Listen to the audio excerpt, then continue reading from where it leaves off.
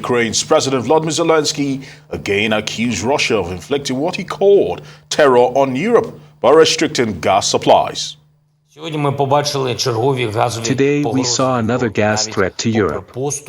Even with the Nord Stream turbine concession, Russia will not continue gas supplies to European countries, as it is contractually obligated to do.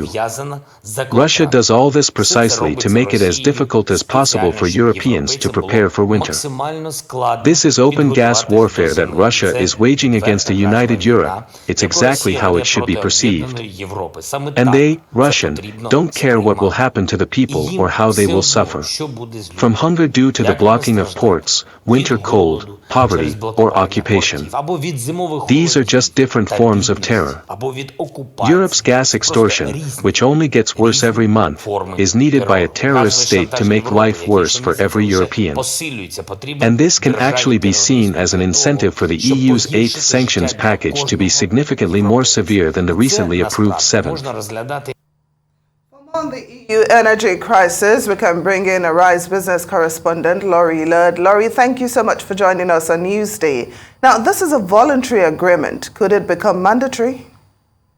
Well, certainly the EU has made provisions for this agreement to become compulsory under certain circumstances. The circumstances are very vague. The language is along the lines of, in the case of even more disruption in Russian gas flows, then this will become mandatory. And that's when things will become very, very quickly. A majority of EU nations will have to vote to make those cuts in consumption mandatory. And while the EU leaders came to a voluntary agreement pretty quickly, much more quickly than I would have imagined, making that compulsory, I think, will be another challenge.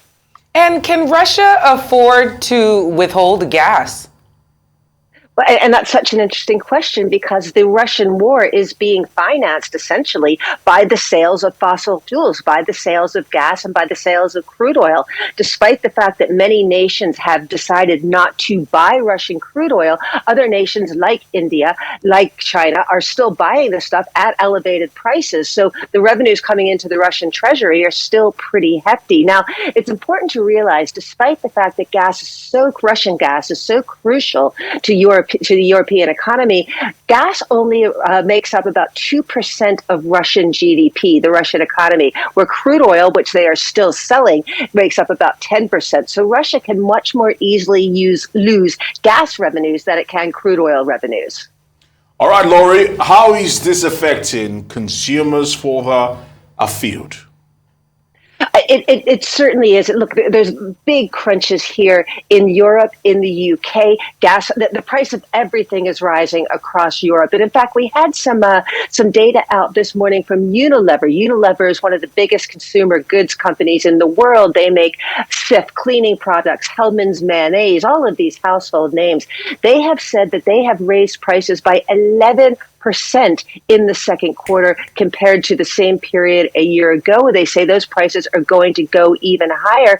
And a lot of that is manufacturing costs. They're paying more to make these things because energy has become more expensive. Some of it is transport costs. Again, sending things across borders, sending finished goods worldwide across the world is becoming much more expensive. So this is playing out. These energy price increases are playing up, wreaking havoc with incomes all over the world. Arise business correspondent Laurie Laird, thank you so much for joining us on Newsday.